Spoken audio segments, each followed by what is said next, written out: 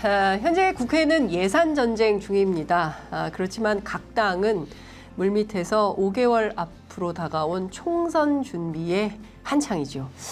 윤석열 정부 중간평가 성격이 짙은 내년 총선을 앞두고 더불어민주당은 어떤 전략을 준비 중에 있을까요? 궁금하시죠, 여러분? 그래서 모셨습니다.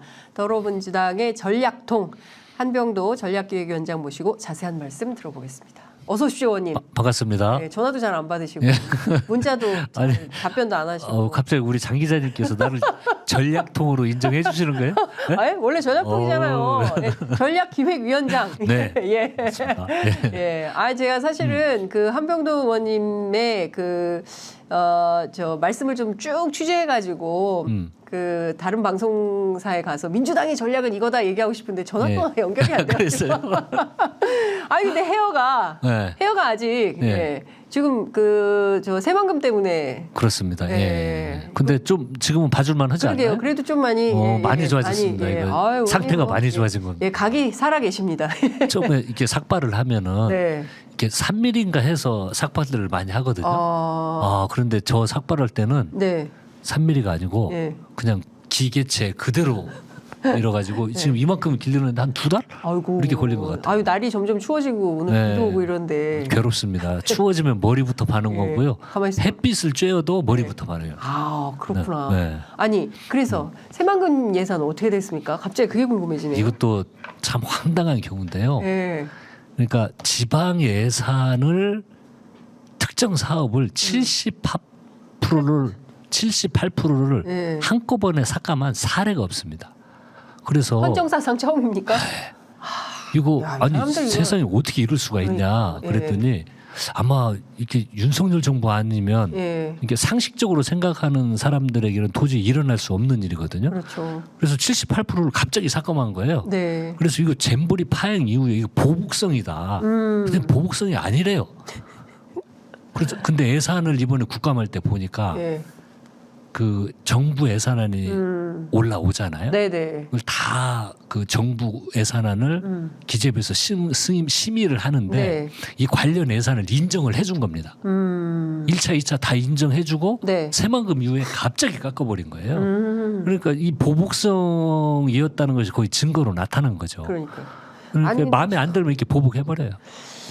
참 걱정입니다. 저희가 앞에 그 고한석 YTN 지부장 인터뷰 했는데요. 이게 그러니까 무슨 MB 시즌 2다 이렇게 얘기하는데 아니다. KBS 하는 거 보니까 이거는 전두환 시즌 2다. 12.12 쿠데타 수준이다. 그냥 막 밀고 들어온다. 이 사람들 그런 게 없어요. 그냥 점령 그냥 똑같아요. 대화가 없어요. 국정을 운영하는 데 있어서 방식이 이제 새만금 이야기 나왔지만 새만금도 처리하는 방식이 마음에 안 들면 전북 도민이 몇만입니까? 출향까지 저희들 500만 주장을 하는데 지금 수도권으로도 많이들 와 있잖아요. 그런데 그 많은 사람들에게 상처 주지만 마음에 안 들면 그냥 보복해버리잖아요. 밀어붙여버리는 겁니다.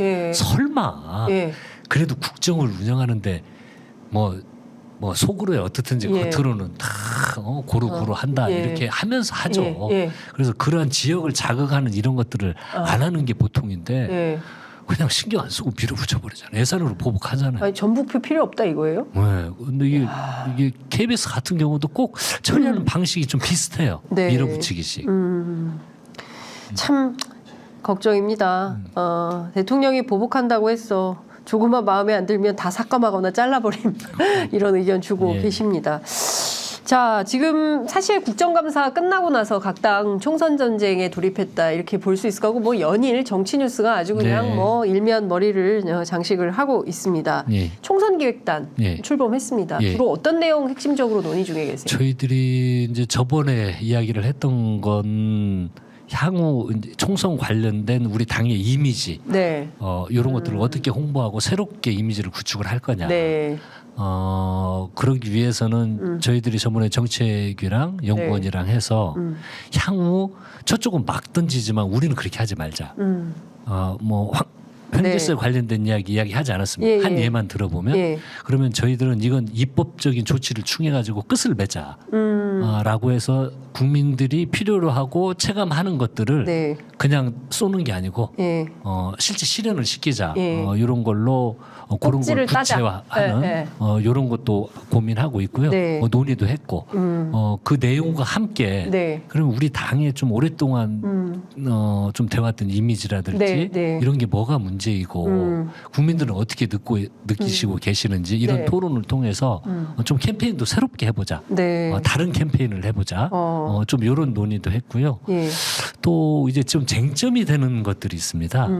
저번에 혁신위에서 논의했던 쟁점들, 네. 예를 들어서 감산 비율, 뭐 이런 것들에 대한 논의도 해야 될 거고, 네. 또 뭐 현안들 여러 가지 나와 있는 것들 있잖아요. 네네. 또 막 그 기자님들도 많이 전화를 하던데, 예를 들어서 옛날 분들이 막 그 당으로 돌아오는 이런 문제들은 어떻게 할 거냐, 예. 좀 이런 문제에 대한 예. 그 현안 토론도 예. 저희들이 해야 되고요. 예. 그런 일들이 아주 많습니다. 아유, 그래서 뭐 이거- 정책, 홍보, 쟁점 정리, 네. 이런 것들을 다 해야 됩니다. 예. 아유. 그래서 한번 최소 일주일에 한 번 정도는 네. 저희들이 모여서 토의를 하고 그럴 계획을 가지고 있습니다. 전화 받으실 시간 없겠어요. 예, 죄송합니다. 제가 요즘 기자님들한테 최근에 회의가 참여하고 있는 회의가 전략위원회가 예. 아주 많습니다. 그러니까 막 그러니까요. 하루 종일 회의하시고 회의하다 보면 장 기자님 좀 봐주세요. 네, 제가 반성하겠습니다. 제가 감이 오지 전화를 일부러 안 받고 그러겠어요? 예. 하나하나 좀 여쭤보겠습니다. 예. 우선 도대체 민주당이 그동안 구축해온 이미지가 뭐냐. 사실 과거의 민주당은 젊고 혁신적이고 예.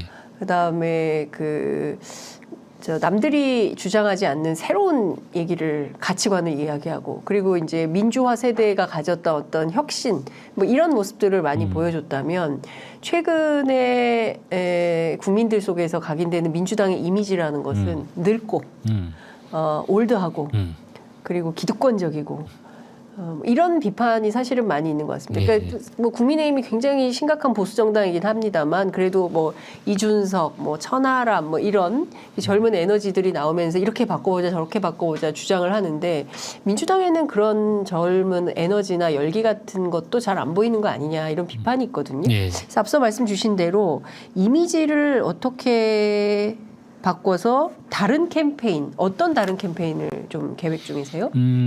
그러니까 지금 지적해 주신 말씀이 다 맞습니다. 그러니까 이게 저희들이 자체 조사를 해보더라도 네. 민주당이 좀 올드한 느낌이다. 좀 덜 혁신적이다. 네. 이런 말씀들을 많이 주십니다. 예. 그러면 저희들은 변해야 되거든요. 그럼 변화되기 위한 것들을 무엇을 할 것이냐. 그래서 저희들은 이제 총선 기획단과도 좀 관련이 있는 건데, 네. 저희들도 지금 인재영입 관련된 요걸 하고 있잖아요. 네. 그러면 그 새로운 사람들을 통해서 미래 세대, 예를 들어서 뭐 경제라 모든 분야가 있을 거 아닙니까? 뭐 AI 분야라든지 지구 환경 분야라든지 뭐 환경, 노동 네. 모든 각 분야에 예. 거기에서 인정받고 실력이 검증된 사람들 그리고 새로운 얼굴들을 저희들이 잘 발굴을 해야 됩니다. 그래서 말로만 새로움이 아닌 네.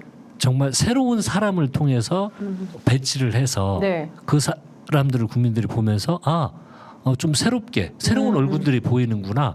이 인물군들은 미래지향적이구나. 네. 그런 것들을 그리고 실제 그렇게 변해야 네. 국민들이 변하는 거거든요. 예, 그 예. 지금 준비를 예. 아주 착실히 하고 있고요.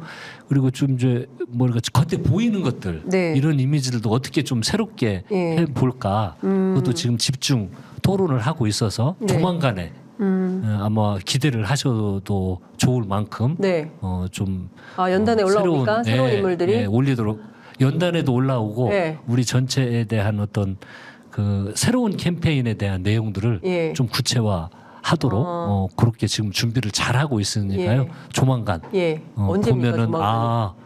네?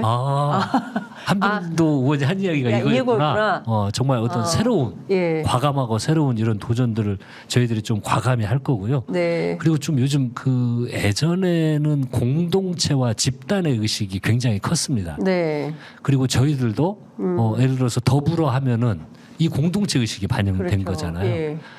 물론 이게 틀린 게 아니지만 최근의 시대상은 더불어나 공동체 또한 네. 내 개인의 삶에 중요하다. 그리고 뭐 사회 가치도 그렇게 변하고 있고 생활 양식도 그렇게 많이 변하고 있는데 저희들 정당들이 그걸 못 쫓아가는 겁니다. 여야 가릴 것 없이. 네. 그래서 우리는 앞으로 우리 정당은 이 개인의 삶, 요걸 이기주의가 아니고 네. 이 삶을 어떻게 존중할 존중하고 예. 사회적 현상으로 인정하고 예. 그럴 것인지 예. 그런 고민도 좀 많이 해야 된다는 토론을 많이 하고 있고요. 좀 이렇게 됐을 때만이 민주당이 좀 올드하고 좀 기득권적으로 보이고 네. 그런 것들이 이런 노력들을 통해서 극복하려고 지금 차분히 준비하고 있습니다. 근데 네. 저희들은 예. 저쪽처럼 막 그냥 준비도 없이 막 쏘고 싶지는 않아요. 그럼 국민 신뢰가 깨지는 거거든요. 네. 한 2주 동안은 예. 국민의힘에서 막 이제 그러니까요. 요즘은 뭔 얘기 하는지도 하도 많이 하루에 한두 개씩 나오니까 예. 이게 저도 예. 그걸 다 분석하고 들여보아야 할 예. 전략기획위원장도 예. 뭔 소리 하는 줄 모르겠어요. 예. 저쪽에서. 그만큼 저렇게 하면 안 되고 하나를 준비하더라도 네. 정말 제대로 해야 국민들이 다 보거든요. 그렇죠. 네. 예, 그래서 예. 2주간 이슈를 주할지는 모르지만 네. 내용이 부실한 게 네. 이제 곧 드러날 거고. 이미 뭐 드러나고 있죠. 그렇습니다. 김포의 서울시 편입 같은 그럼요. 경우는 여론이 벌써 이미 다 아이, 흔들렸고요. 그럼요. 네. 공매도는 하루 만에 네. 예, 1일 천하로 끝났습니다. 네. 그리고 이게 뭐 내년 6월 28일까지 유지될 수 있을지 시장의 분석가들이 쉽지 않을 걸 뭐 이제 이런 얘기를 하고 있습니다. 그러니까 너무 대책 없이 막 던진다라는 비판은 있는데 전반적인 기조는 뭐 개발, 네. 예, 뭐 여기에 맞춰져 있는 거 아닌가라는 생각이 좀 듭니다. 뭐 조금 한 걸음 더 들어가 보겠습니다. 예. 오늘이요, 그 원칙과 상식이라는 당내 의견 그룹이 예. 출범을 했습니다. 네. 뭐 여러 가지 얘기를 했는데 사실 이분들이 비명계로 예. 통칭이 되는 분들이죠. 팬덤 정치랑 결별해야 된다라고 네. 얘기를 했고요. 그리고 또 중요한 것 중에 하나는 이재명 대표 방탄정당과 관련해서 그리고 또 하나는 도덕성과 관련해서 특히 그 뭐 코인 거래 문제 등등에 대해서 부도덕해서는 안 된다라는 문제를 또 지적을 하기도 했습니다. 이런 움직임, 비명계 세력화 어떻게 보고 계시고요? 이걸 일단 뭐 세력화라고 네. 규정하기는 네. 좀 빠른 것 같고요. 뭐 이제 모임. 네. 이겠죠. 그래서 네. 이제 그분들이 바라보는 민주당의 어떤 변화, 혁신의 내용을 발표를 하신 것 같은데 네. 방금 말씀하시는 거 보면 이 팬덤 정치가 없어지는 건 불가능하죠. 예를 들어 필요한 거 아닌가요? 어느 정치인이든 그 정치인이 주장하는 것에 대해서 동의하고 네. 함께 하려고 하는 그룹이 생기는 건 그건 자연 발생적입니다. 그걸 네. 어떻게 막습니까? 예를 들어 제가 뭘 잘 하는데 네. 그 숫자가 10명이 될 수도 있고 예. 100명이 될 수도 있고 수만 명이 될 수도 있고 그렇죠. 그 그룹이 형성되는 걸 그걸 막을 수가 없습니다.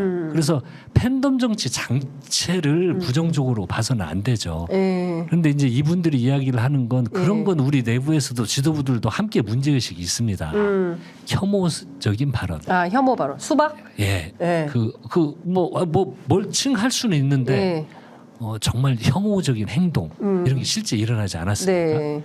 이제 그런 걸 결별하자는 것에 대해서는 이분들뿐만이 아니고 우리 예. 민주당 당원들 모두가 예. 공감을 하고 있는 예, 겁니다. 예, 그래서 그거와 결별을 하는 것과 팬덤 정치는 좀 구분해서 봐야 되고요. 네. 이러한 운동은 우리가 혐오의 발언, 혐오의 언어를 사용하는 것 네. 이런 건 스스로 자제하고 자정하기 위한 노력을 당 차원에서도 해야 되고요. 네. 이런 것에 대한 그런 주장이라면 네. 뭐 얼마든지 이게 나쁜 주장이 아니라고 생각이 듭니다. 그런데 어느 특정 세력을 항시 있었습니다. 그 전에도 네. 노무현 대통령님, 뭐 문재인 대통령님, 뭐 이재명 당 대표, 뭐 여당도 마찬가지로 다 네. 이런 게 생기는 것 때문에 이거 자체를 너무 네. 부정적으로 볼 필요는 없다. 네. 좀 과하게 반응할 필요도 없다. 좀 이런 생각도 들고요. 그러니까 원칙과 상식을 하는 모임의 주체 4인의 국회의원이 네. 뭐 이런 팬덤 정치나 이런 거에 대해서 너무 과하게 반응하고 있다. 이렇게 보시는 겁니까? 좀 예를 들어서 그 전체를 부정을 한다면 네. 그런 겁니다. 하지만 제가 말씀드렸듯이 혐오의 발언과 행동 네. 뭐 이런 것에 대한 문제 제기는 그 다수의 민주당 의원들이 공감을 하는 거기 때문에요. 네. 그런 거에 대한 문제 제기라면 아마 공감하는 사람들이 많을 거다. 이런 생각이 들고요. 그리고 예를 들어서 뭐 부도덕 주정하고 뭐 코인 문제 했는데 이번에 저희들이 그 총선 기획단에서 첫 네. 번째 발표를 했던 게 네. 코인 보유 현황에 대해서도 면밀히 들여다 보겠다라고 네. 저희들이 첫째 발표를 했습니다. 예. 그래서 이번에 이제 그 21대 국회에서 그게 큰 문제가 되었고 예. 예. 그렇기 때문에 저희들이 그 우리 민주당 후보를 뽑는 데는 예를 들어 투기성이 보이는 다량의 보유라든지 이런 등에 대해서는 사전에 파악을 해서 네. 후보자가 예. 되는데 예. 좀 문제가 있어 보이면 예. 예. 그런 것까지 검증을 엄격하게 하기로 했으니까요. 예. 그런 걱정은 안 하셔도 될 것 같습니다. 예. 지도부가 너무 친명일색이다 이런 비판도 합니다. 제가 친명인가요? 비명이십니까? 정태호 원장도 그런 식의 구분을 하자면 네. 뭐 저도 그렇지만 뭐 정태호 원장도 친명 아닌 것 같은데 네. 그러니까 좀 다양하게 구성이 네. 돼 있죠. 지금은 그런데 근데 왜 이 그 네 분의 국회의원은 네. 지금의 지도부를 제가 보기에도 오랫동안 정당 출입을 한 기자들이 보면 친명일색으로 보기 어려운 지도부거든요. 네. 제가 보기에는 비명이 더 많은 것 같아요. 예. 예. 그리고 사실은 문재인 정부 때 활약했던 정치인들이 많이 예. 핵심적으로 예. 활약했던 분들이 계시기 때문에 친명일색이라고 보기 어려운데 이분들이 이렇게 규정한 이유는 뭘까요? 글쎄요. 이게 이제 아무래도 뭐 당 대표와 최고위원들이 네. 좀 결정하고 추진하는 것들에 대한 문제 의식을 느낄 수는 있습니다. 그리고 그 결정이 아마 그런 방향으로만 간다고 생각을 하기 때문에 이 결정 자체가 이 그룹 자체가 다 친명적인 요인으로만 해서 결정이 되는 거 아니냐라서 네. 친명일색이라고 어떤 노냐고 결정하는 과정을 보면서 네. 그렇게 말씀하실 수도 있는데 네. 사실 내부에는 굉장한 치열한 토론이 있습니다. 지도부 안에서. 그럼요. 예. 뭐 예를 들어서 거의 저희들 뭐 근데 친명이 많지 않은 것 같은데 우리 홍보위원장도 한준호 의원도 친명인가요?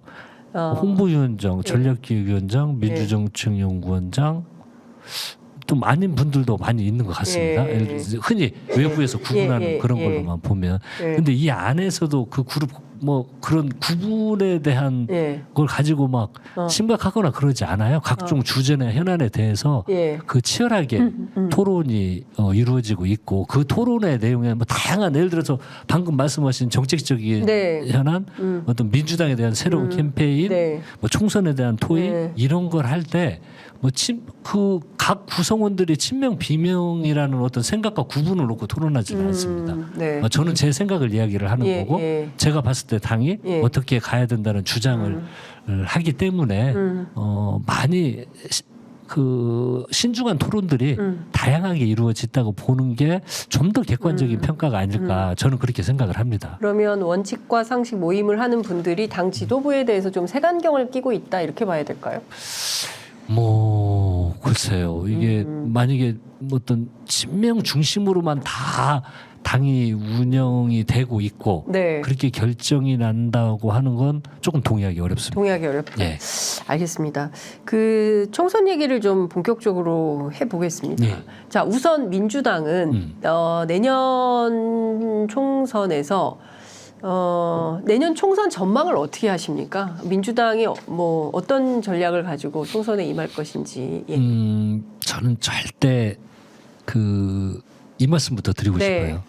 지금 몇몇 의원들이 본인 의도와 관계 없이 200석이라는 이야기가 시중에 떠들고 이야기가 나왔는데 이제 본 취지는 꼭 우리가 200석 된다 이 이야기가 아니었습니다. 그렇죠. 보니까 요런 전략을 해야 이렇게까지 달성을 할 수 있다. 이제 뭐 그런 내용인데 근데 어쨌든지 간에 이게 자꾸 밖으로 노출되는데요.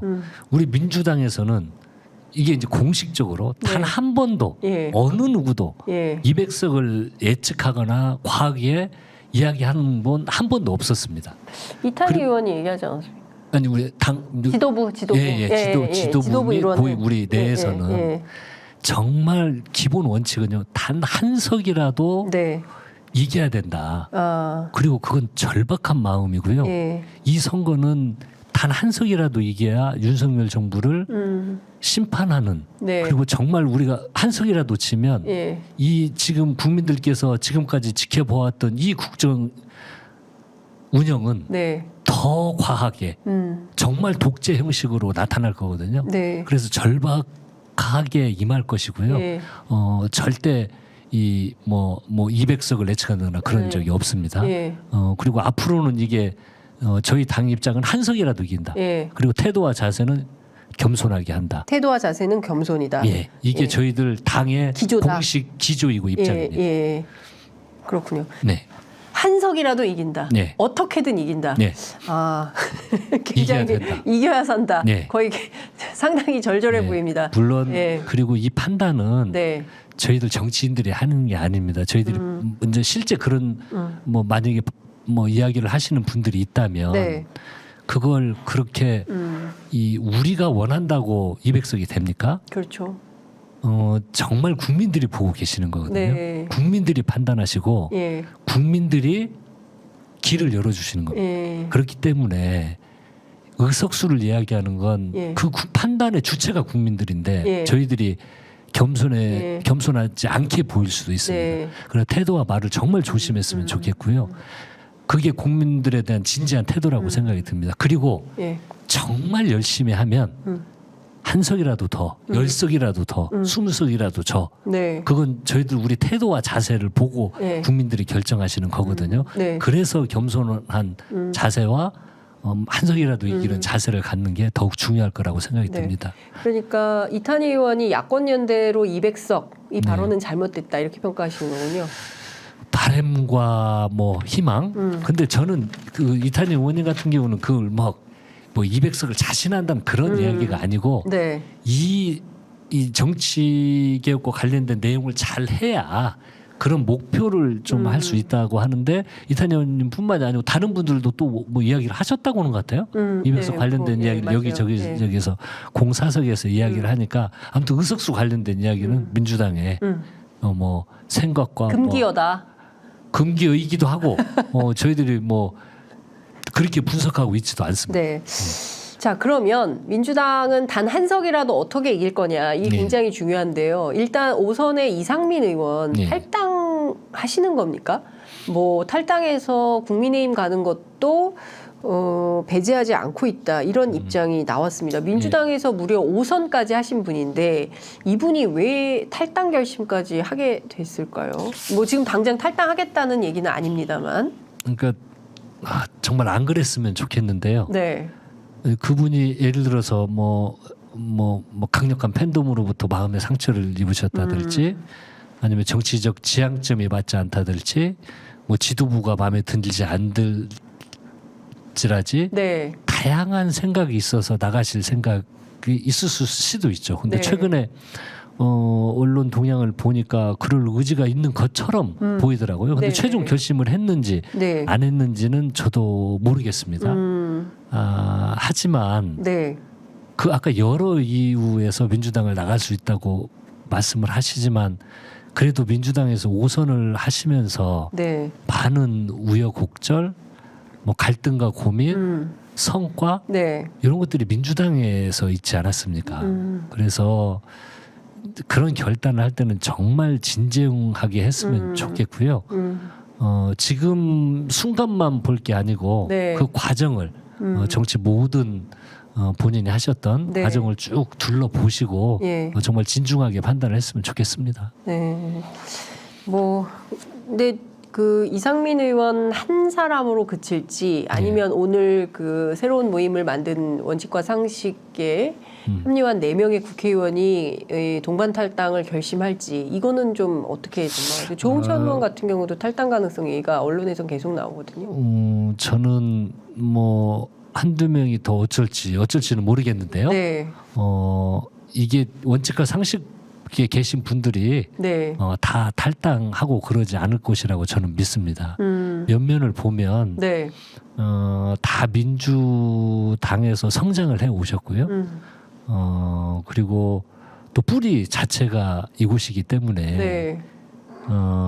그리고 또 민주당의 뒤에 들어왔더라도 네. 좀 많은 성과와 뭐 실패와 좌절, 성과 이런 것들을 다 함께 했기 때문에 네. 저는 나머지 분들이 쉽게 민주당을 나가서 탈당할 거다 이렇게 생각하지는 않습니다. 네. 그분들을 믿습니다. 저는. 알겠습니다. 네. 뭐 믿고 계시니까 아직은 동지애로 네. 보고 계신다 이렇게 네. 말씀을 좀 드릴 수밖에 없을 것 같고요. 지금 전반적으로 전체 권역을 놓고 평가할 때 전략기획위원장이시니까 네. 매일 뭐 여론조사 데이터 같은 걸 보고 계셔서 예. 잘 아실 것 같은데 전국적인 판세는 민주당에게 유리합니까? 불리합니까? 뭐 아니면 수도권, 영남, 뭐 광주, 전남 뭐 다 좀 다릅니까? 어떻게 좀 분석을 하고 계세요? 야, 이게 이제 전략기획위원장이요. 네. 방송에 나오면 네. 가장 어려운 부분입니다. 알면서도 예. 분석하면서도 이걸 말하기가 아주 네. 조심스러운 면이 있고 네. 이런데 네. 현재 뭐 치열하다. 예. 치열하다. 구도적 측면에서 보면 예. 현 정부의 2년에 대한 국정 운영에 대한 실망은 네. 최근 한두 달이 아니고 네. 이미 오래전부터 누적이 되어 와서 예. 쉽게 변하지 않을 것이다. 최근에 예. 이분들이 강서 선거 이후에 갑자기 사람이 달라졌잖아요. 예. 소통. 갑자기 달라지면 안 되는 거예요. 아니 좀 뭐 비슷한 흉내라도 하다가 하면은 네. 뭐 좀 하려는가 예. 보다 하는데 예. 선거 끝나고 기관총 난사하듯이 막 예. 하고 있는 건 갑자기 변했어요. 예. 좀 이런 태도를 네. 국민들이 네. 진정성 있게 볼 것이냐. 그리고 국민들 다 알아요. 네. 이게 총선용으로 하고 있다라는 예. 걸 국민들이 다 알고 있어요. 그래서 이 국정 차기 선거는 결국은 네. 정치권의 의도와 관계없이 네. 이 2년 국정 운영에 대한 평가가 예. 국민들이 그렇게 하십니다. 예. 그래서 민주당의 다수덕을 져야 이게 견제가 가능하다. 견제할 수 있겠구나. 예. 이렇게 가면 정말 큰일 나겠구나. 예. 그러면 이 나라가 큰일 나게 생긴 걸 막을 수 있는 게 누구냐라고 저는 국민들이 저희들을 봐주실 거다. 물론 이제 객관적으로 막 보시면 민주당 답답한 것도 많고 네. 부족한 것도 있고 그렇지만 더 큰 이 국정 운영에 대한 일방 통행은 정말 나라가 큰일 나겠구나라는 생각을 해주실 거라고 보고 저희들을 지지해 주실 거라고 생각을 합니다. 그리고 흐름은 그쪽으로 분명히 간다. 윤석열 정부에 대한 평가로 선거는 반드시 갈 것이다 이렇게 생각이 들고 최근 여론은 뭐 지역마다 차이가 많이 있습니다. 많이 있고 항시 여론조사는 오르고 내리고 보면 제가 뭐 전략기획위원장을 맡은 지가 그래도 이제 한 7, 8개월 됐나요? 꽤나 됐는데 정말 많은 조사기관의 것을 저희 자체적으로도 분석하고 외부의 기관들 것도 전부 분석을 합니다. 근데 공통된 특징은 항시 오르내립니다. 여기서 수치를 이야기하는 건 제가 봤을 때 별 의미가 없습니다. 여기는 매주 수많은 여론조사 회사에서 여론조사를 발표하고 그건 전국을 1000샘플 정도로 해서 예를 들어서 서울 하면 180샘플에서 한 200샘플로 서울 여론 지형을 봐야 되는 거거든요. 그러니까 이런 게 아주 많이 발표되고 있기 때문에 이런 걸 흐름으로만 보지 숫자로 별로 보지 않습니다. 근데 흐름으로만 보면 확실히 좀 무당층이나 이런 데에서는 국힘이 확실히 저희들보다 좀 약한 것 같고요. 그리고 이제 오르내림 항시 있습니다. 그 강서 보궐선거 이후에 민주당이 바로 올랐지만 지금은 또 이렇게 숨고르기 전과 비슷하게 오고 근데 공통된 특징은 올라갔다가 유지됐다가 올라갔다가 유지됐다가 하면서 특징이 기본은 유지되지만 그 현 정부 국정 운영에서 문제가 있을 때 부정평가율이 올라갔다가 떨어져도 예전에 그 상태를 유지를 하는 겁니다. 그러니까 회복력이 정부 여당의 입장에서 볼 때는 회복력이 쉽지가 않습니다. 왜? 현 정부에 대한 그 평가가 거의 60%대, 네, 그렇죠. 뭐 부정평가. 50대 후반, 50대 중반, 60%대 이게 계속 유지되고 있잖아요. 부정평가가. 이런 게 계속 유지된다면 더 이상 회복하기가 힘든 거죠. 그리고 선거가 가까울수록 그 흐름으로 갈 수밖에 없다. 이런 생각이 들고. 그러면 전반적으로 민주당이 굉장히 유리한 선거 지형이다. 유리한 선거 지형이요? 그건 뭐. 그렇게 유리한 선거 지형이면 또 나오는 게 오만. 5만 프레임에 걸려서 또 이렇게 고통을 당할 때가 있잖아요. 선거 때 항상. 그래서 제가 우리 의원님들께도 좀 뭐 공식적인 모임에서 의원총회에서 말씀을 드렸는데 저희들이 조사 분석을 해봐도요. 총선을 앞두고 그러한 과도한 발언, 예를 들어서 뭐 혐오성 발언이 될 수도 있고 이런 게 선거를 망칠 수가 있습니다. 의원의 말 한마디가. 그래서 선거가 가까워질수록 항상 조심해라. 발언에 대한 것도 정말 조심을 해야 되고요. 현안에 대한 접근도 진중해야 됩니다. 선거가 다가올수록. 오히려 실수 한번 하면은요. 그런 진정성이 그 말 한마디에 와르르 무너져 버릴 수가 있습니다. 그렇죠. 당은 정말 조심해서 국민들의 마음을 사기 위해서 노력도 하고 진심으로 변하기 위한 각종 노력을 하는데 그 말 한마디에 그냥 그 공든 것이 한 번에 우르르 무너질 수가 있기 때문에 정말 좀 발언 조심하고 그랬으면 좋겠습니다. 비판도 강력히 하고 행동도 과감히 하고 그런데 그건 정제된 언어와 정제된 행동으로 그것들이 표현이 됐으면 좋겠다 하는 바람이 있습니다. 알겠습니다. 민주당 의원님들이 깊이 새기시기 바랍니다.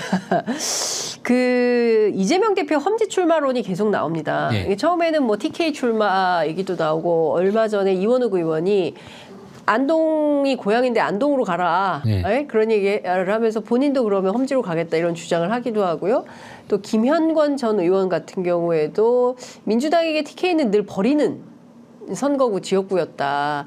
그런데 이번에 소위 얘기하는 이준석 신당 바람이 불면서 TK 지역이 사실상 민주당, 국민의힘, 이준석 신당을 넣고 돌려버리면 오차 범위 안에서 박빙승부다.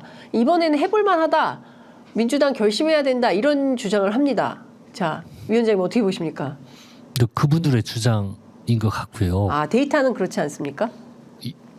뭐 데이터는 전혀 다른 대구 경북이나 이런데 데이터에 그 일단 그분이 이야기하는 그 데이터를 뭐 제가 매일 들여다보는 입장에서는 그게 좀 객관적이지 않다는 그런 객관적이지 느낌이 않다. 있고요. 그리고 어려운 지역이다. 민주당에게 TK는 만만치 결코 쉬운 지역 아니다. 결코 쉬운 지역이 아닙니다. 그래서 더 노력을 해야 되는데 좀 예를 들어서 대표 진퇴 문제는 뭐 의원들 하고 싶은 이야기를 누가 막을 수 있겠습니까? 다 할 수 어떤 이야기든 다 할 수 있죠. 그런데 이번 이제 총선 전체를 진두지휘해야 되는 거 아닙니까? 그런 차원에서 보면 대표의 진퇴 문제를 빨리 결정하는 문제라든지 뭐 지금 그걸 대표님뿐만이 아니고 어디에서 뭐 단위에서도 논의된 바가 현재는 없잖아요. 그런데 그걸 빨리 그런 식의 분위기를 막 몰고 가는 게 그게 맞는 건지 그걸 밖으로 이렇게 막 이야기하는 게 올바른 접근 방법인지 모르겠습니다. 이건 정말 중요한 생각하는 것처럼 중요한 거라면 진중하게 논의할 수 있는 단위에 이야기할 수 있는 거 아닙니까? 저한테도 이야기할 수도 있고 다양한 사람한테 이런 방법 어떠냐, 이런 아이디어는 어떠냐라고 이야기할 수 있는데 마치 예를 들어서 그 이번 총선에 현재 우리 그 이재명 대표가 사령관인데 그 진퇴 문제를 이게 전쟁으로 표현하지 우리 사령관이 있고 저쪽 사령관이 있는데 이 사령관의 진퇴 문제를 공개적으로 지금 어떻게라고 이야기하는 게 그게 맞는 접근 방식인지 전략이냐 선거 전략이냐 너무 중요한 문제이기 때문에 그러니까 그렇게 하고 전체 선거를 총지휘하는 사령관으로서의 이재명 대표가 존재하는데 전체 선거를 다 핸들링하고 그 나중에 이재명 대표가 어디에서 어떻게 출마하느냐가 전체 선거에 큰 영향을 미칠 수도 있는데 그걸 쉽게 뭐 우리 지역에 와서 험지 출마해라 이렇게 요구하는 거는 선거 전략에 맞지 않다. 그렇습니다. 그리고 자꾸 험지 출마하는 게 꼭 그러면 선거에 정말 도움이 됩니까?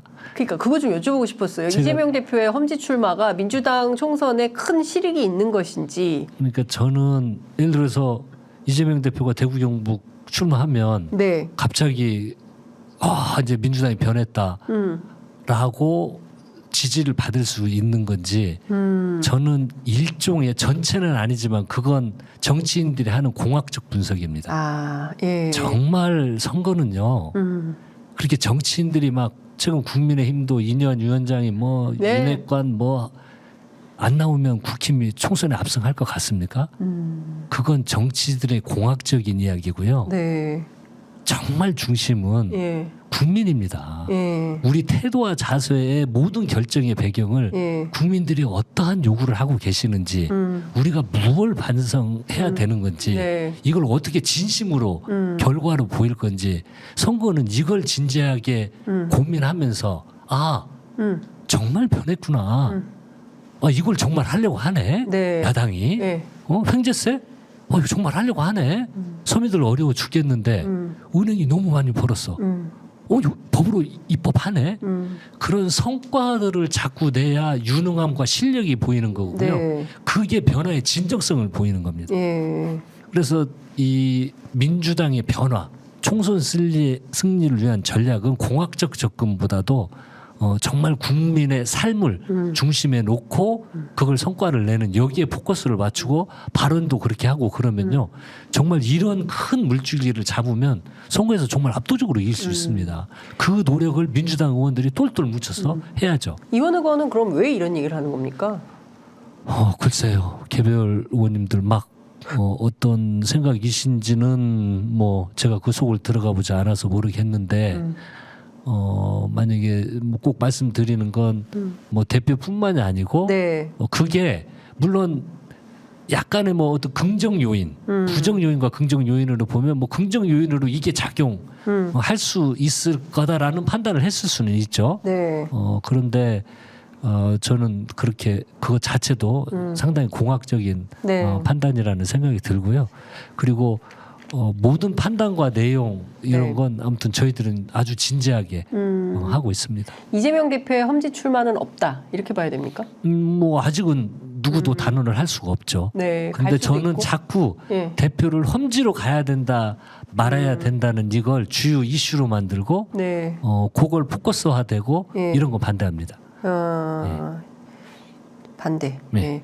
그러면 그 이재명 대표의 선택지는 어떤 게 있습니까? 개항 출마도 있고요. 뭐 비례대표 후순위 얘기도 나오고 아예 불출마하는 방법도 있다. 뭐 결정할 수 있는 선택지는 아주 많죠. 네. 그건 지금보다도 시간이 지나서 예, 예. 일단 대표께서 판단을 하실 거고요. 예. 그 종합적으로 보겠죠. 그리고 뭐 또 많은 의견을 듣지 않겠습니까?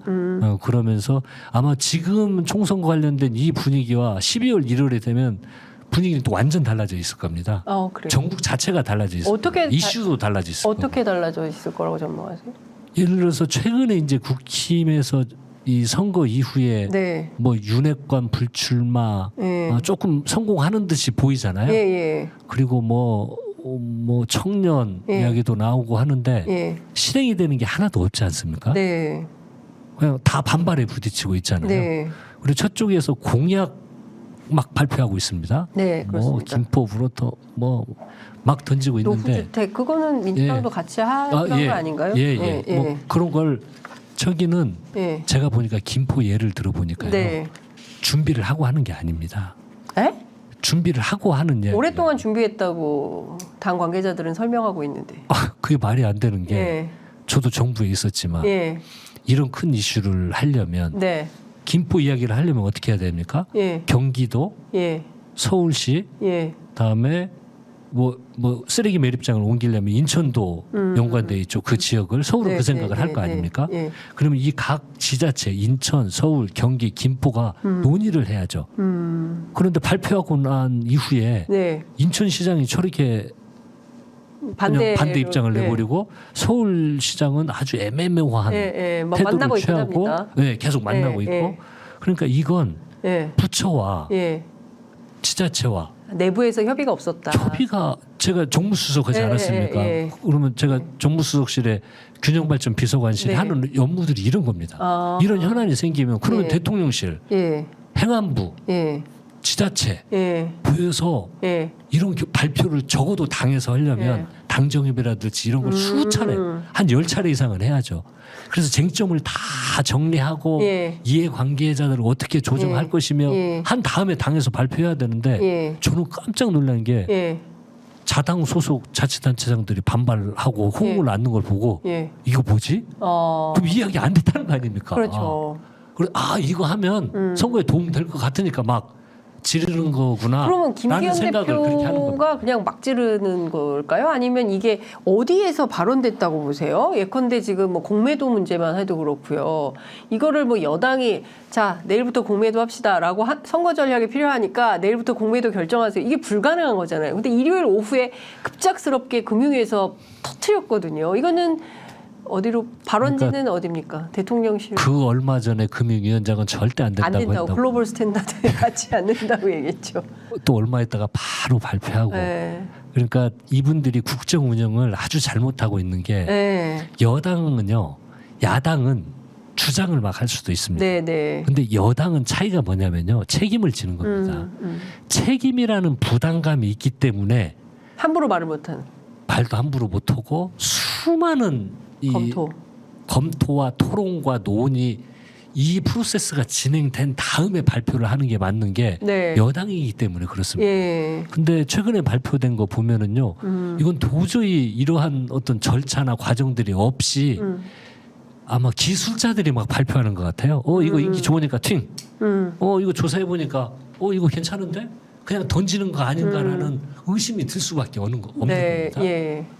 그래서 이건 그래서 제가 뭐 전에 다른 그 방송에서도 이게 선거 공학적인 문제다. 그리고 우리 의원들한테도 김포 문제 던지는 건 이건 선거용이다. 그래서 대응을 이거 진행하다 보면 문제가 막 발생을 할 거니까 지금 우리가 똑같이 참전을 해서 막 어떤 입장을 내면 우리도 책임 못 지는 사람이 되니 우리는 이런 걸 검토를 해보자. 그래서 그때 막 김포 나왔을 때 우리 의원들이 막 이 이야기 저 이야기 백과장명식으로 막 나왔었습니다. 그래서 제가 이제 의원들께 요청을 한 겁니다. 준비 안 되면 반드시 이거 이제 부작용이 날 거다. 그런데 저희들이 대응도 하기 전에 자기들끼리 이런 현상이 나타나고 자중질환이 나타났군요. 근데 이분들이 봤을 때 언뜻 보면 국힘에서 이슈를 주도하는 것 같아요. 우리가 보면 좀 답답해요. 그래서 민주당이 이슈 선점권을 뺏겼다라는 언론 보도가 있었죠. 이제 언론은 그렇게 충분히 보도할 수가 있는데 저는 일단 예산 전국 11월 달에 아주 치열할 거고요. 그리고 저희들은 민생 예산 관련된 거 지금 R&D 예산도 단독 처리하지 않았습니까? 단독 처리했죠. 이건 우리 대한민국 미래의 먹거리입니다. 단독 처리하는 거 국민들이 다 보고 계십니다. 횡재세 관련된 거 지금 추진하고 있습니다. 근데 이 횡재세는 좀 그 기업의 반발도 심하고 그리고 뭐 차별적 요소가 있어서 뭐 우석진 교수 같은 경우에는 부담금으로 전환해야 되는 거 아니냐. 부담금도 좋습니다. 저희들이 뭐 횡재세라고 표현을 해도 되고 있죠. 부담금으로 표현해도 되는데 그 대상이 일반 기업에 대상되는 건 아니지 않습니까? 예를 들어서 은행권이라든지 특정 기업 되는 은행권. 정유사라든지 근데 아마 정유사로 확대될지 안 될지 특히 은행권 같은 경우는 그리고 외국 사례들도 많기 때문에 이런 걸 성과를 낼 겁니다. 그리고 또 지금 정책적으로 저희들이 발표하고 준비해야 될 것들을 다 논의와 토론을 해서 다 준비를 해놨습니다. 이건 시기별로 계속 발표를 할 거고요. 이것이 이슈가 얼마만큼 되든 안 되든 저희들은 꾸준히 발표만 하는 게 아니고 입법적으로 성과를 꼭 내도록 하겠습니다. 이건 대한민국의 먹고 사는 미래에 대한 문제 그리고 민생과 관련된 문제는 양보 없이 추진하겠다. 단독으로라도 처리하면서 할 겁니다. 자, 그러면 제일 뭐 민생과 관련해서 제일 큰 민생이 사실은 이제 노조법 2, 3조 20년 됐습니다. 노동봉투법. 그런 문제도 있고요. 그리고 사실은 뭐 대통령이 계속 줄줄이 거부권을 행사하고 있기 때문에 일종의 국회 무기력증 뭐 이런 것들도 발동한다는 얘기를 제가 듣기도 했는데요. 민주당이 입법 성과를 내도 대통령이 거부권을 판판히 행사해 버리면 실익이 없는 거 아니냐 이런 비판도 나옵니다. 근데 이렇게 많이 거부권을 행사하면 네. 국민들이 거부권을 행사 못하게 의석을 줘버릴 수도 있지 않겠습니까? 그래서 200석 얘기가 이건 나오는 겁니다. 예. 200석은 이제 그건 잊으시고 잊으시고 말씀하지 마시고. 근데 제가 이 말씀을 왜 드리냐면 네. 제가 오늘 국민 이야기를 많이 하는데 네. 정말 다 보고 계시거든요. 노조법 이 우리 그 노동 관련 우리 당뿐만이 아니고 양대 네. 노총 많은 국민들이 원하고 계시는 법입니다. 또 거부권 행사한다? 국민들이 다 지켜보고 있어요. 네. 그 분노는 계속 쌓일 겁니다. 그러니까 또 그 여당에서 저희들이 독주한다는 프레임을 예전에 네, 조금 성과도 있었잖아요. 네. 뭐 국민의힘에서 뭐 민주당이 너무 독주한다 네. 그런 프레임을 걸었는데 그게 일부 선거 때 먹히기도 했습니다. 근데 지금은 의석수와 관련 없이 안 먹히죠. 저희들이 그 고생해서 법을 만들고 이 통과를 시켜도 대통령이 다 거부권 행사를 하잖아요. 네. 이건 삼권 분립의 근본 정신을 흔드는 겁니다. 대통령 예. 자체가. 저희들도 정부를 운영할 때도 예. 이 여당이니까 국힘에서 뭐 하는 이런 내용들에 대해서 정말 거부권 행사하고 싶은 것들도 상당히 있습니다. 하지만 네.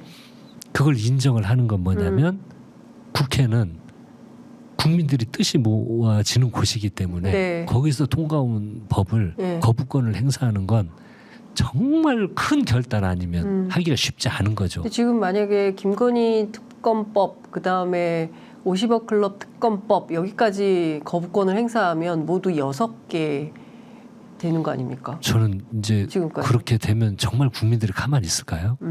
아니 지금 근데 아마 이제 어떻게 뭐 전망하세요? 노란- 정말 다른 건 몰라도 김건희 여사 그 도이치모터스 주가 조작 사건과 관련돼서도 거부권 행사를 할 거다 이렇게 예상하는 분들도 계시더라고요.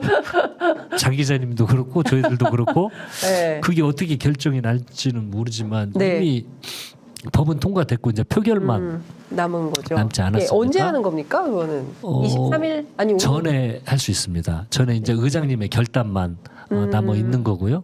의장님께서 결단을 안 하실 수가 없는 게 네. 우리가 뭐 갑자기 지금 해달라고 하는 게 아니고 그렇죠.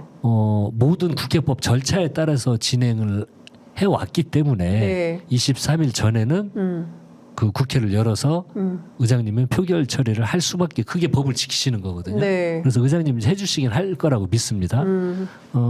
그런데 이제 날짜와 관련된 건 의장님 결심에 달려 있고요. 네. 근데 이게 만약에 예. 또 예. 그 김건희 여사 특검과 50억 클럽 특검을 거부를 한다고 그러면 네. 아마 뭐 저희 당에서도 정말 이제는 이 거부권 행사에 예. 대해서는 우리 당에서 할 수 있는 모든 노력과 힘을 모아서 저항할 거고요.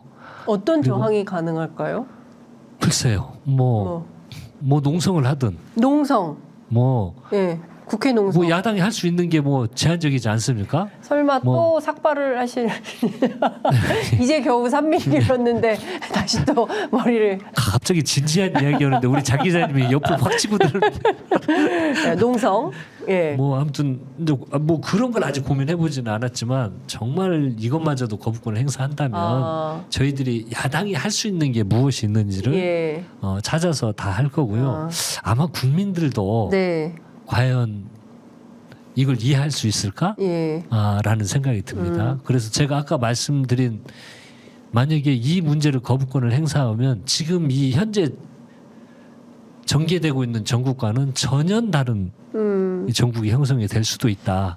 이렇게 생각이 듭니다. 그러니까 지금 말씀 주신 대로 핵심 캐거리는 11월 30일과 12월 1일 날 있은 이동관 탄핵이 이제 주요 네. 현안이 될 것 같고요. 뒤이어서건 앞서건 또 하나는 김건희, 그러니까 소위 쌍특검으로 예. 불리는 특검이 있고 예. 이것을 몽땅 다 거부권 행사한다고 한다면 12월에는 민주당이 할 수 있는 뭐 농성을 하든 집단 행동, 예. 야당이 할 수 있는 모든 수단을 동원한 방법을 찾겠다. 저항할 겁니다. 저항할 예. 저항할 예. 거다. 예. 저항의 방식은 농성이 되든 예. 뭐 또 어떤 방식 야당이 할 수 있는 모든 정치적 투쟁 수단을 예. 삼아서 할 거다. 예. 거리로도 나가십니까? 아무튼 뭐 장외 투쟁도 계획 중이십니까? 아니 현재는 계획이 없으니까요.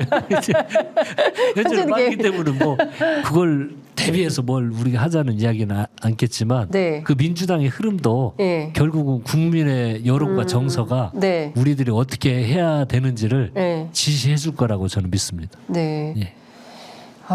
날은 추워지고 네. 이슈는 점점 쌓이고 예.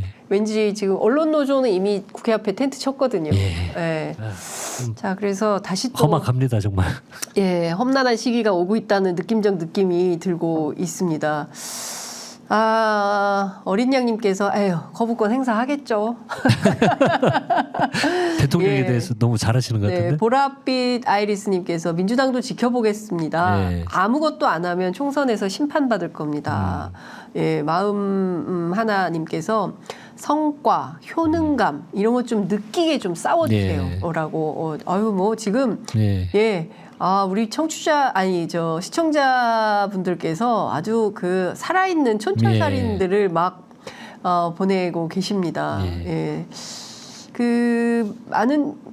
사실은 이런 것 같아요. 그러니까 지난 그 강서 보궐선거에서도 민주당이 너무 잘해서, 민주당이 너무 예뻐서, 그래서 민주당을 지지했다기보다는 윤석열 정부가 너무 못하니까 당신들 정신 차려!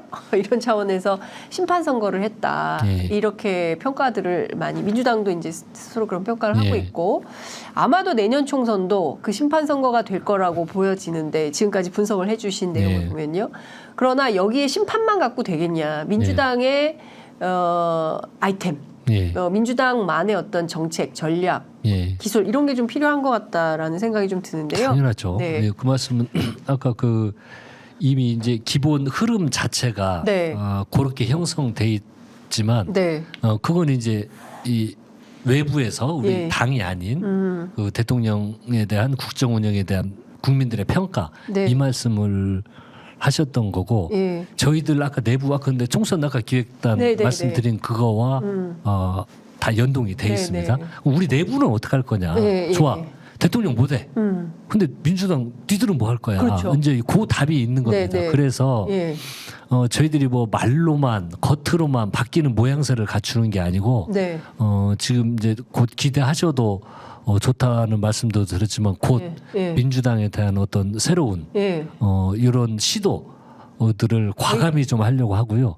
그 내용 또한 지금 그 정책 관련된 아까 효능감 어떤 국민들이 직접 체감되는 이런 관련 민생 법안들도 진지한 토론을 해서 다 준비를 해놨습니다. 그리고 저쪽처럼 그냥 휙 던지고 아니면 말고식이 아니고 저희들은 요걸 하면 요거 관련된 상임위원장은 민주당이 맡고 있는지 아닌지 왜냐면 정말 민생을 위한 굉장히 정교한 길이라면 접근을 하겠다.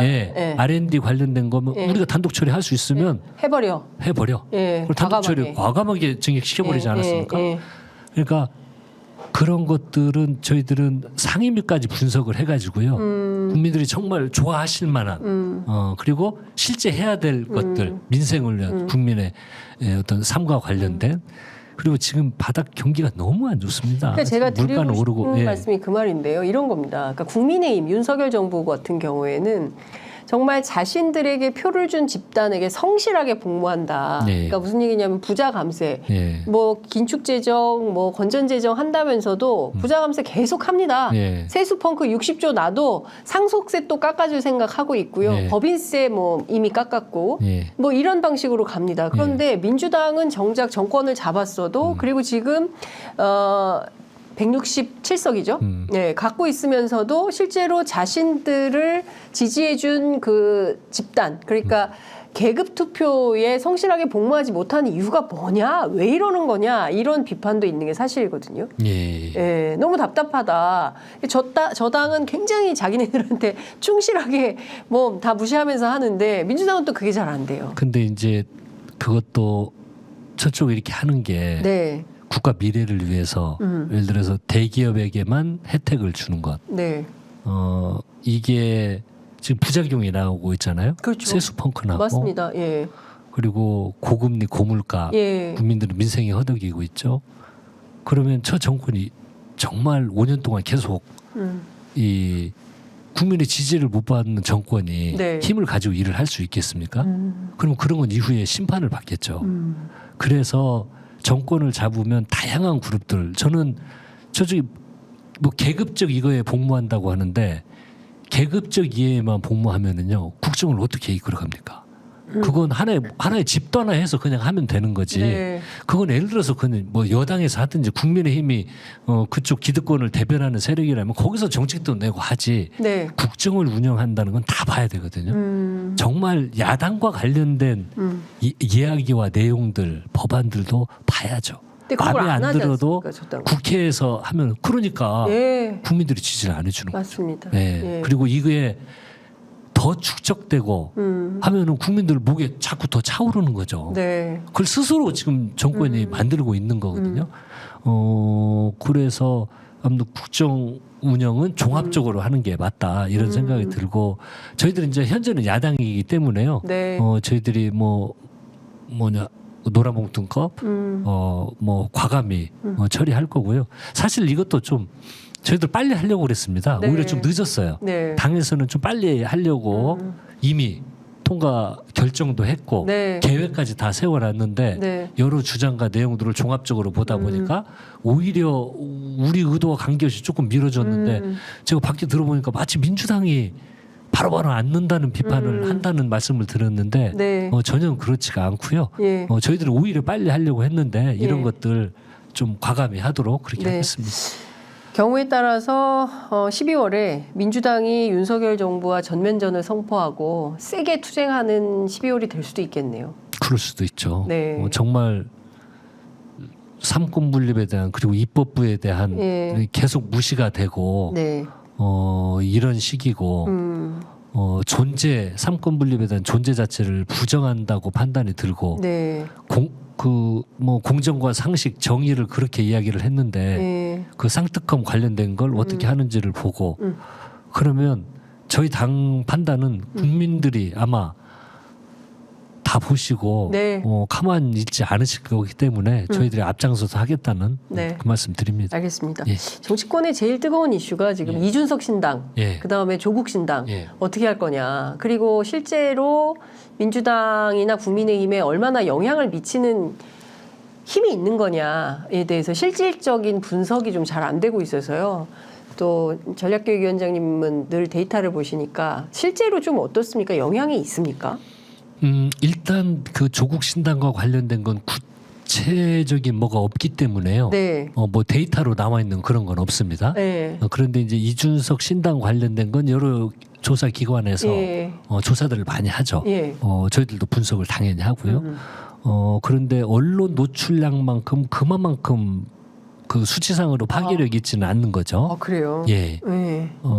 그리고 여기 같은 경우에는 지금 글쎄 좀 이대남 중심 그리고 본인들이 예. 합리적 보수라고 생각을 했는데 네. 현 국힘에 실망한 일부 그룹 예. 좀 그 정도 그룹인 것 같아요. 그쪽에서 좀 빠져나가는 예. 거고 예. 민주당에서도 좀 일부 네. 빠져나가는데 좀 두 가지 심리가 있는 것 같고요. 민주당에서는 첫째는 네. 민주당보다 저쪽이 나은 게 아니야? 라는 일부 생각을 하는 사람들도 있고 네. 또 하나는 저쪽 당이 이렇게 분열되는 게 좋겠다고 생각하시는 분들도 있는 것 같아요. 네, 그래야 총선 구도는 민주당이 네. 유리하지 않은가 그런 어떤 심리도 기대. 반영이 되고 아무튼 이게 굉장히 복합적입니다. 예. 복합적인데 현재로서는 이것도 아주 유동적인 게요. 지금 신당 창당할 가능성이 아주 좀 높아 보입니다. 네네.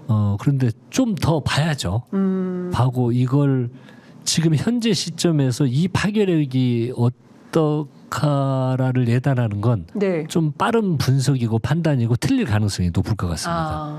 그래서 이후에 좀 더 구체화된 한 12월 중순 예. 요 정도 돼야 그 어떤 파괴력의 크기를 예. 가늠할 수 있을 것 같고요. 예. 지금은 아무튼 뭐 언론 노출 빈도보다는 그렇게 네. 압도적인 그런 분위기를 잡고 있는 건 아닙니다. 아니다. 예. 그렇군요. 역시 데이터를 보시는 분이니까 예. 이게 뭐 굉장히 촘촘하다. 예. 조국 전 장관은 예. 신당을 하실까요? 과거에 민정수석으로 함께 활동하신 이력이 있으셔서 누구보다 잘 아실 것 같았어요. 근데 그 아마 그 뭐 제가 어디서도 한번 말씀을 드렸는데 제가 아는 조국 수석님은 네. 굉장히 진중하시고요. 예. 아마 많은 고민이 예. 있을 겁니다. 예. 그래서 이걸 막 그냥 순간에 어떤 판단 이것보다는 아마 오래전부터 고민을 해 오셨을 거고 네. 향후 정치적인 지금 어떤 판이나 상황을 보면서 그렇게 진중하게 판단하실 거다라는 말씀까지만 드리겠습니다. 네, 그럼 알겠습니다. 예. 이거는 많은 시간이 다 돼서 이제 마무리를 해야 되는데요. 네.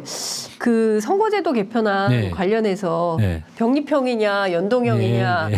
뭐 권역별 변동 네. 아니 권역별 병립형 뭐 이런 얘기도 나오고요. 예. 그래서 무슨 뭐 별별 얘기가 다 나오고 있습니다. 네. 그래서 좀 정리가 필요할 것 같아서 위원장님 말씀을 좀. 이제 짧게 말씀을 드리면 네. 우리 내부도 토론 중이고요. 민주당 내부도 아직 토론이 안 끝났습니까? 예, 최종 결론이 나지 않고 다양한 의견들이 지금 예. 모아지고 있고 예.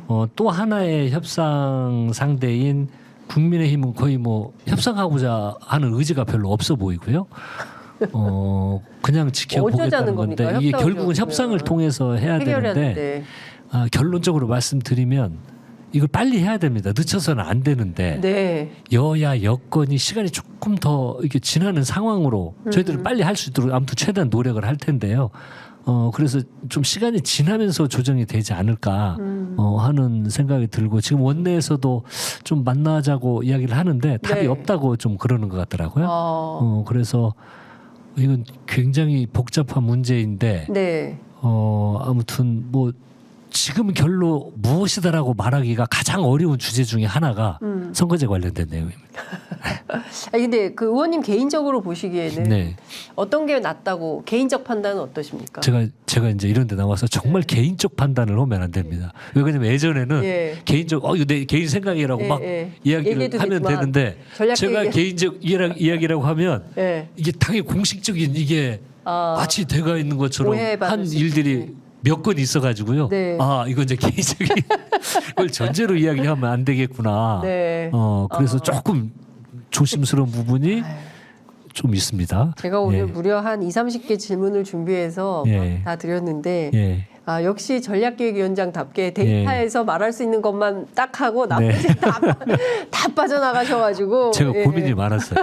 오면서 우리 이거 말을 어디까지 해야 될지 참 고민이 정말 많이 되더라고요. 아니 그 위성정당 방지법 네. 당론으로 채택해야 된다라고 어제 민주당 한 30분 정도 네, 국회의원님들께서 네. 요구하는 기자회견을 했습니다. 네. 위성정당 어떻게 할 겁니까? 하지 말아야죠. 하지 말아야 된다. 네. 예. 근데 이게 그것에 대한 뭐 국민의 우려와 비판 이게 아주 많았잖아요. 네. 아무튼 위성 정당을 하지 말아야 되는데 네. 걱정은 뭐냐면요. 만약에 국민의힘이 끝까지 협상에 임하지 않으면 네. 그대로 가야 된다는 겁니다. 협상이 안 되면 그렇죠. 이대로 21대 기준으로 네. 가야 하기 때문에 네. 이게 이제 고민이 좀 많은 부분인데 아무튼 이제 뭐 협상의 영역입니다. 협상의.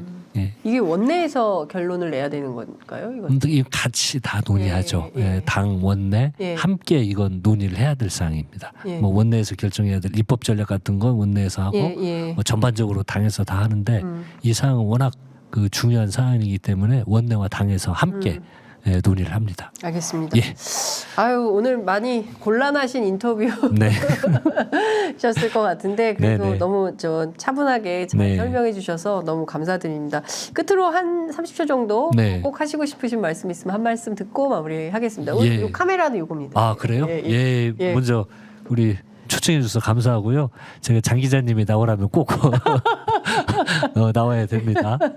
또 반갑고 아무튼 민주당은 저희들 겸손한 자세로 하겠습니다. 밖에 이렇게 어떤 언론에 보시면 막 좀 과하게 주장하고 그런 내용들도 있는데 총선에는 겸손하게 임하되 내용은 치열하게 그렇게 하겠습니다. 오리처럼 물가 위에 이렇게 평안의 겉모습은 보이지만 바닥에서는 네. 열심히 졌잖아요. 네. 그런 전략으로 꼭 총선 승리를 위해서 아무튼 최대한 힘을 모으고 함께 노력하도록 하겠습니다. 초청해 주셔서 감사합니다. 네, 오늘 말씀 정말 잘 들었습니다. 하여간 최소한의 그 윤석열 정부의 무도한 독주는 막아야 된다라는 다수 국민들의 정서가 있는 것 같고, 그리고 또 민주당, 특히 이제 민주당 지지자분들 입장에서 보면 민주당이 조금 더 세련되게, 그리고 조금 더 기운차게 자신감을 가지고 의회에서 목소리를 좀 세게 힘있게 냈으면 좋겠다라는 판단들을 하고 네. 있는 것 같습니다. 그 결정권을 여기 전략 위원장님이 갖고 계셔서 제가 진짜 거의 한 3주 전에 제가 인터뷰를 홍익표 원내대표보다 더 먼저 잡았어요. 네, 오늘밖에 시간이 안 되신다고 해서 네. 예. 또 모실 수 있을지 모르겠지만 네. 혹여라도 길거리에서 네. 예, 또 뵐 수도 있을 것 같고요. 네. 여하간 저희가 취재 편의점도 대한민국 민주주의 발전을 위해서 헌신하는 미디어가 되도록 아이고. 노력하겠습니다. 네. 의원님 오늘 말씀 잘 들었습니다. 네, 감사합니다. 감사합니다.